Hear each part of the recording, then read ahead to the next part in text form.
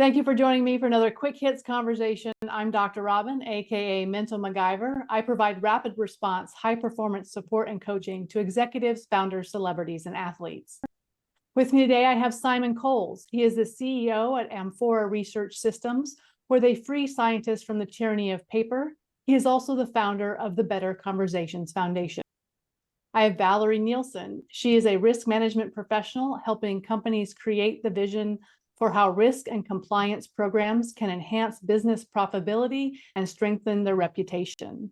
And I have Daniel Knight. He is the CEO of Unicorn Universe, where they are on a mission to connect 1 billion unicorns. He has a strong belief in all things collaboration, community, and connection. The question I have today, what makes goals, dreams, and expectations different from each other? Daniel, what do you think? I love this question. So about 10 years ago, my dad passed away from a heart attack. And at that time, I decided that I was going to complete an Ironman. And this was a dream that I had because I didn't want to die mid-50s from a heart attack. But that was it. It was just a dream.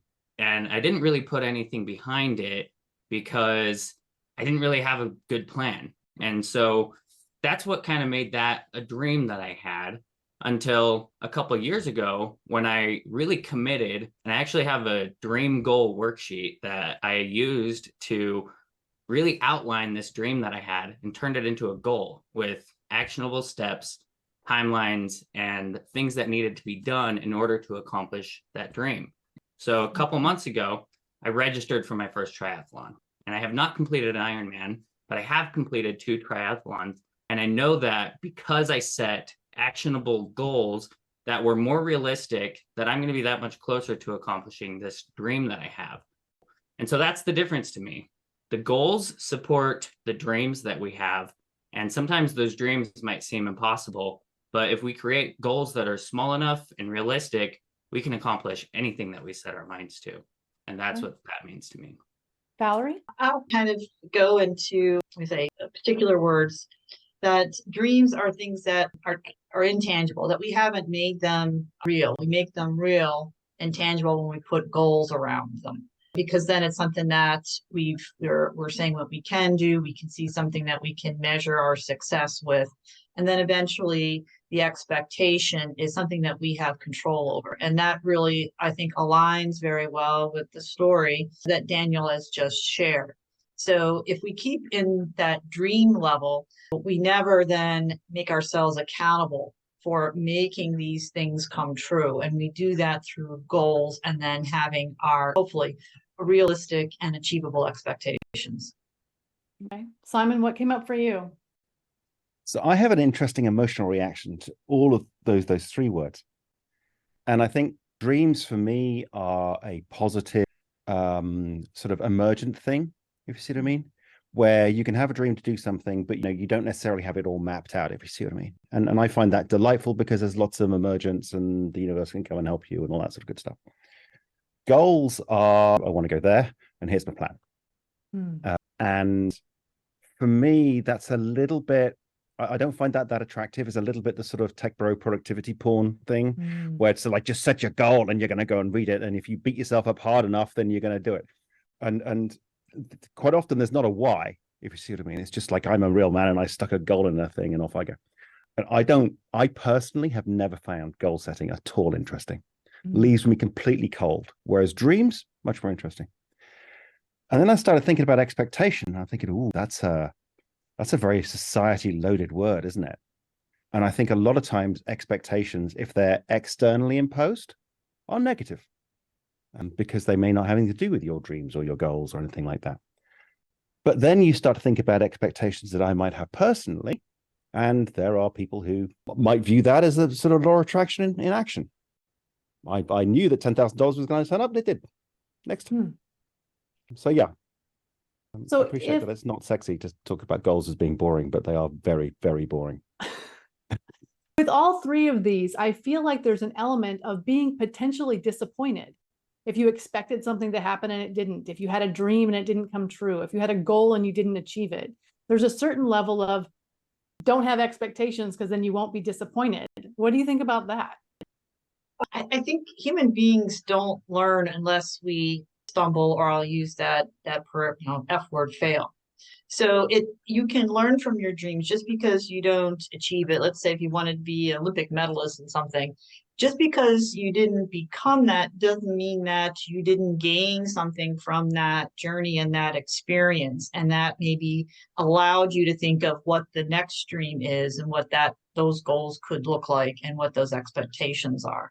So I agree. I think that people will typically focus in on what didn't go well. I would like to focus on, well, what can I learn from, well, what didn't go well so that I can be better or more prepared for success the next time around.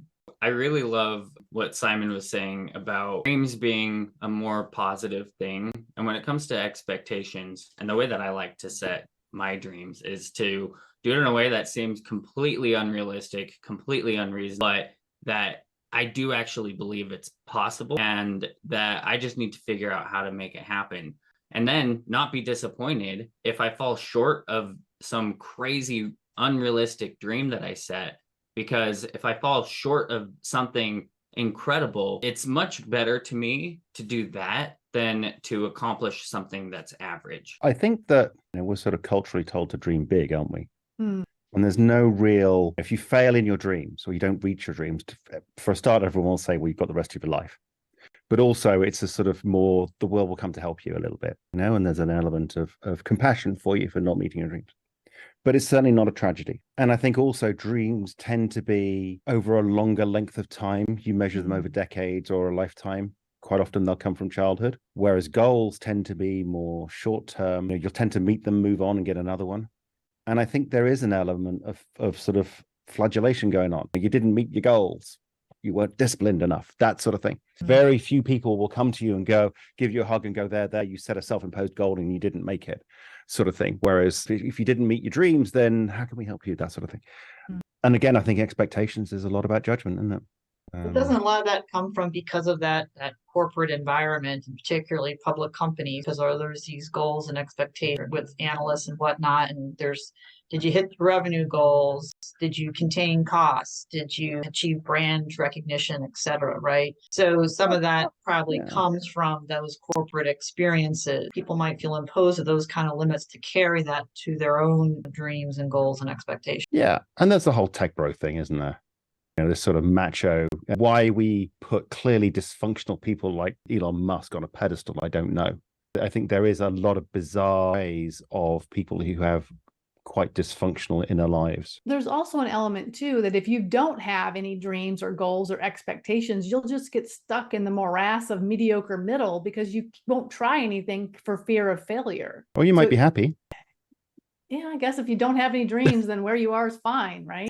Well, but there's a dream. We talk about dream big, but people's dreams can vary. Maybe someone's dream is, I have my home, I have my family. It doesn't have to be, I want to be president of the United States. So that's the other thing too.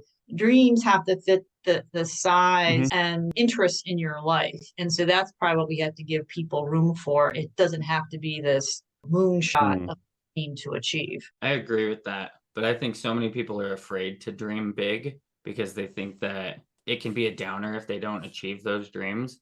But I think if we remove the expectation and just focus on doing what we can to get close to accomplishing those big dreams, we can do really incredible things. So that's something I always encourage people to do, is dream big. I mean, really big. Isn't that interesting? I would have thought dreams to some extent are private. Goals to some extent are external. But you can imagine the little boy in his room dreaming about being an astronaut. Quite often we keep our dreams quite secret, whereas our goals to some extent we are, well, if we don't declare them publicly, people might think we're being a little bit Machiavellian or something. Yeah, but then with that dream, then people, if you, it's not widespread, so to speak, you haven't posted it on Instagram, it allows you to change and morph and also not be deterred by someone saying, well, that's not realistic, right? So I think that goes to the point why a dream might be more contained within your family or your circle of friends than necessarily this big announcement. Well, that is our 10 minutes. So I'm going to have to cut us off there. My expectation was that we would have a good conversation, and we did. So thank you for meeting that for me. And I look forward to speaking to each of you again very soon.